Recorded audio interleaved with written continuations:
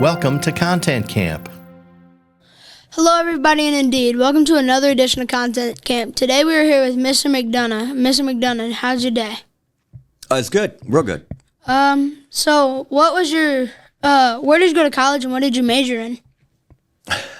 Well, you might have thought that was a short answer, but I actually went to 3 colleges. I started at the University of Iowa for pre-med, left there, went to Northern Illinois for pharmacy, went back to Iowa for pharmacy, ended up at IU as a biology major. What do you do now for a living? I am a realtor. And explain that. Okay, I sell houses. Basically, I help people buy and sell property.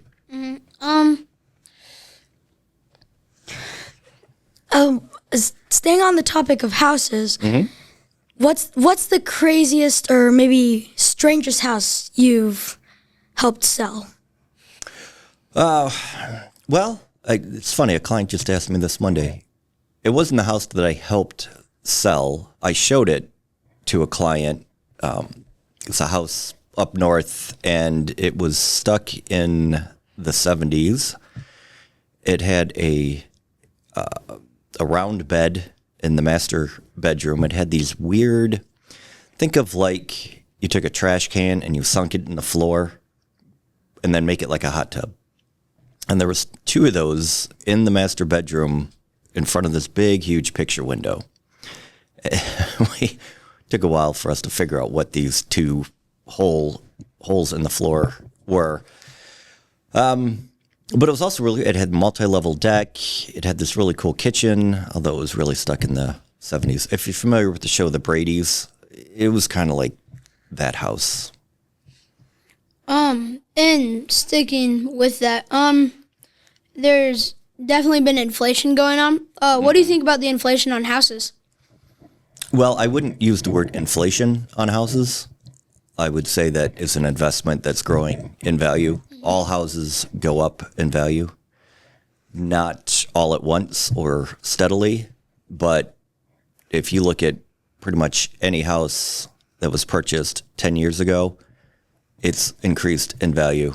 It's what people want to do when they buy a house is invest, and when they go to sell it, have it worth more money than it was when they bought it.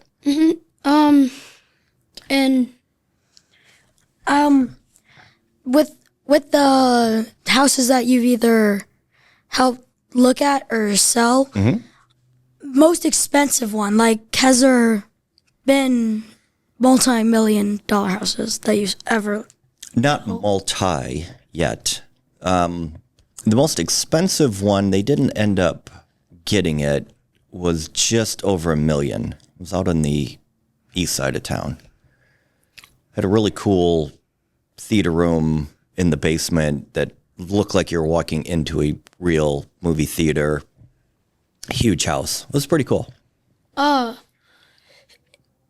what is, if you have a method to getting people to buy a house? Well, I think that's kind of a misconception about realtors, that we like get people to do things like buy a house. I had a client ask me, sell this house to me. And I'm like, if I have to sell this house to you, this isn't the house that you want. Either you walk in and you fall in love with it and know, oh my gosh, this is it. This is my house that I want to buy. That's how I help people buy a house. I just explain to them, they'll know when they see it. If I have to talk them into buying the house, it's probably not the house that they should be buying. And like, what is it?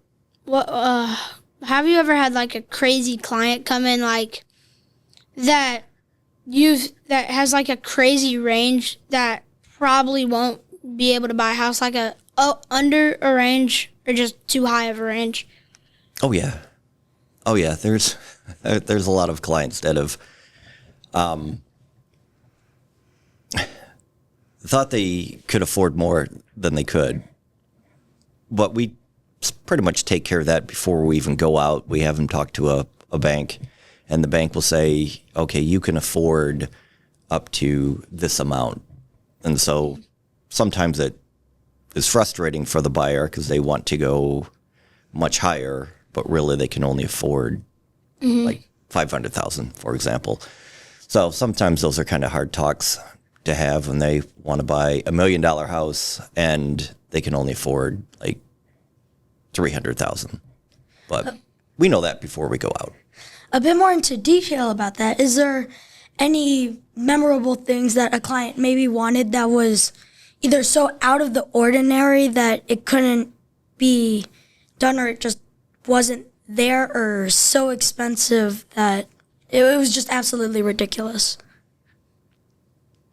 What kind of audience is this going out to? A lot. YouTube, Apple Music. Well, the craziest request, and I've gotten it multiple times, is I have people say, I want to go to the bathroom off my deck. Yeah.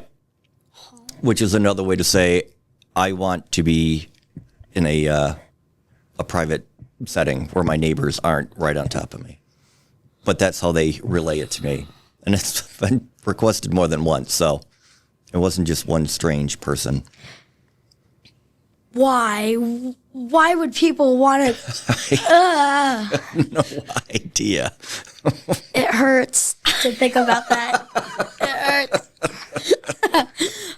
Okay, so you said that meant like not having their neighbors on top of them. Like, what do you mean by like going to the bathroom off of their deck?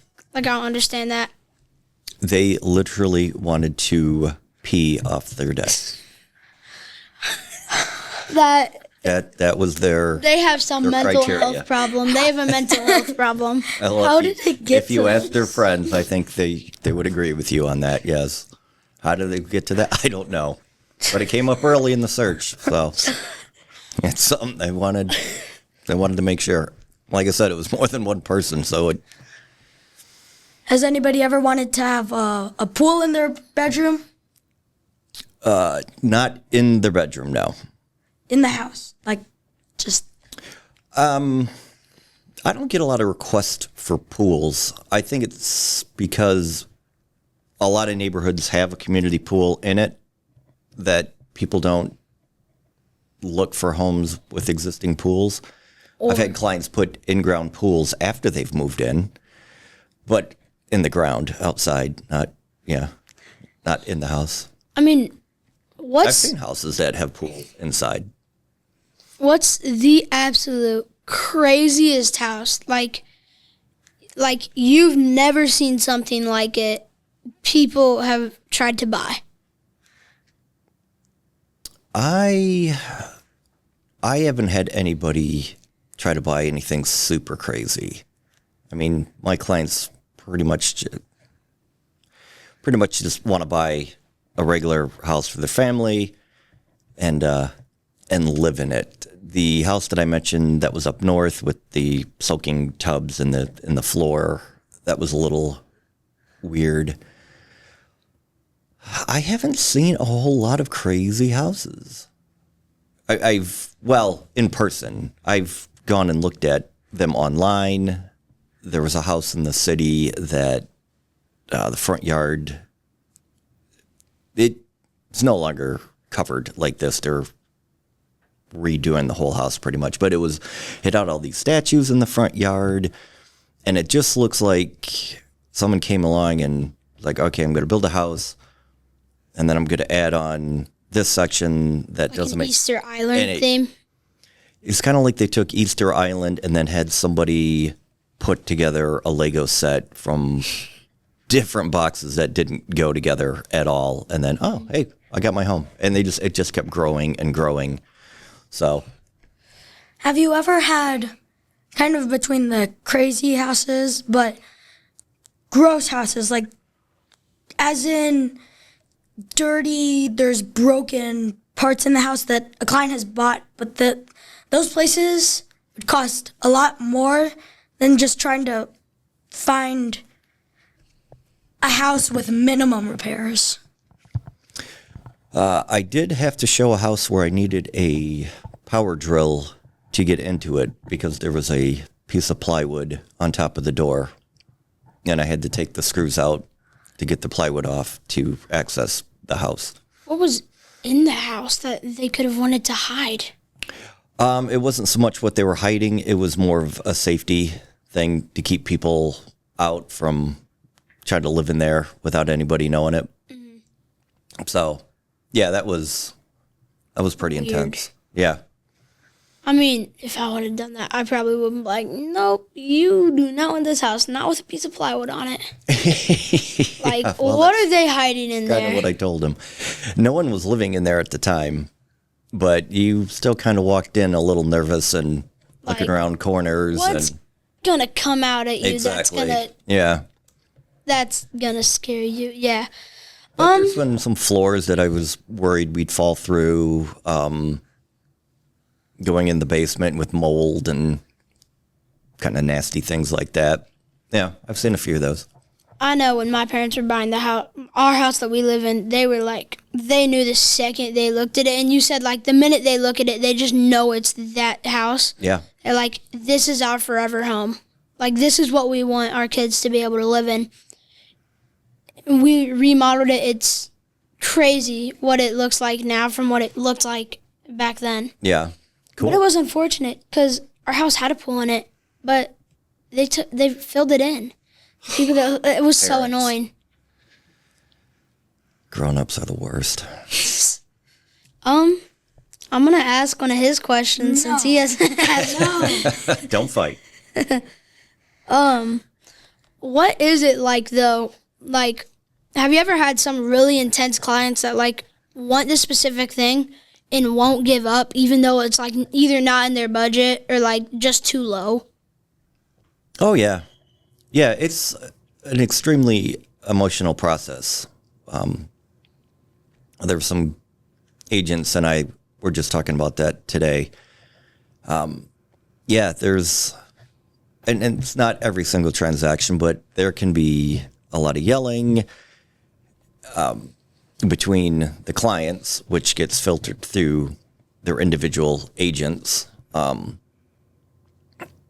which I get it. That, like I said, is a very emotional process. The thing that's frustrating for me is when I get an agent who gets really emotional and starts yelling, which doesn't help anybody. But yeah, I've had clients really dig their heels in and refuse to give up on something. And sometimes it works, and sometimes the other side just says, okay, well, this isn't going to work. We'll move on to the next house and see ya. So, but yeah, they can get kind of heated. So, have you ever had like two clients of yours look at the same house and be like, this is my forever home? And then one client just beats the other one out on the budget or something? Like No. they go at a price that's just too high? Yeah, no, I've not had that situation where I have two buyers look at the same house and bid on it. I mean, that'd be pretty don't know. intense. It would be intense. I'm trying to think if I've heard any stories like that. I don't think I have. That Yeah, I did. Well, maybe a couple years ago when the market was really, really nuts. It maybe happened. I ran into a lot of my coworkers going out and looking at houses and thinking, oh, I've gone up against them, or my clients have gone up against their clients. But no, I've never had two of my clients bid on the same house. Mm-hmm. That would be an interesting conversation. So staying on track with selling houses and the types of houses, has there ever been a house that was either owned by a celebrity at one point in time or a celebrity was trying to buy it? And you were the... And I was involved. I've not had any celebrity clients. Maybe some of them think they're celebrities, but no, they wouldn't be considered celebrities. And I personally haven't sold any homes where I can say, oh, Peyton Manning used to live here, or Reggie Miller owned this house. Not yet, but no, I have not had any situations where I bought or sold a house that had a celebrity in it. And kind of staying on track with like the celebrity part. Have you ever known a realtor who lies to one of their clients saying that like somebody big lived here and didn't? No. I've unfortunately seen realtors lie to their clients, but not that specific lie. Like what lie would it be? I don't know. It's mostly you can do something like this to the house, or it's usually small things like that, which is frustrating as a realtor because it just makes everybody else in real estate look bad, and it just brings the whole business. It gives it a black eye. Mm-hmm. So, and I've heard like people who like buy a house, and this happened to my aunt. Like she bought a house, and it got robbed. Then the air conditioning unit was robbed, but it was like kind of an okay thing that it got robbed because like she needed a new one. It got put in, but when they were putting it in, they realized that there was a whole bunch of things wrong with it. Like there was just messed up that the owner had probably known about, just didn't want to put that in the description. Have you ever had something like that? I've had air conditioning units get stolen before closing, where the seller would have to replace it before we closed on the house.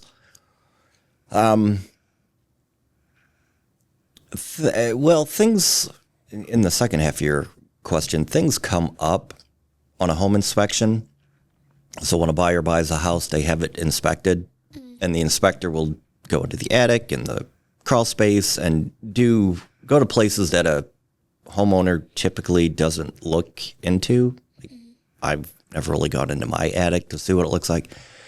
And they'll find things, mold or a broken shingle on the roof, just things that a normal homeowner wouldn't see. That happens all the time. But, I mean, a seller has to fill out a disclosure to the best of their knowledge, and I like to believe that most people are honest and are filling them out, as they see it. But I'm sure there are people out there that know something's wrong and don't mention anything about it.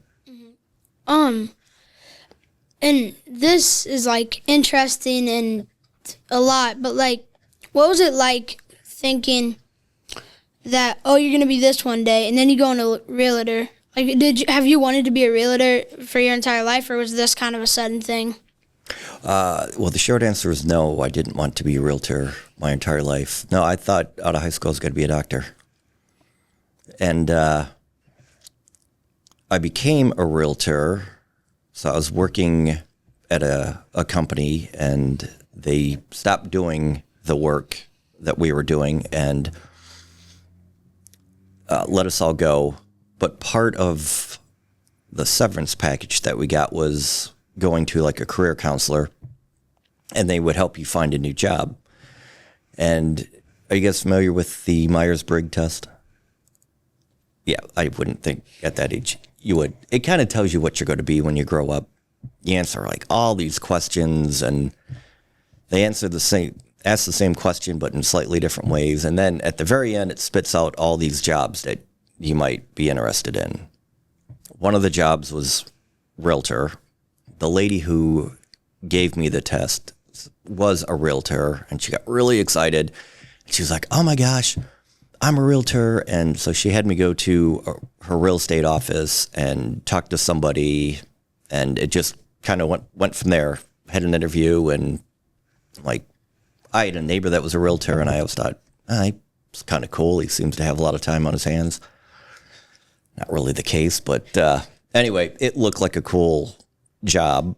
And HGTV is not what real estate is at all, just so you guys know that.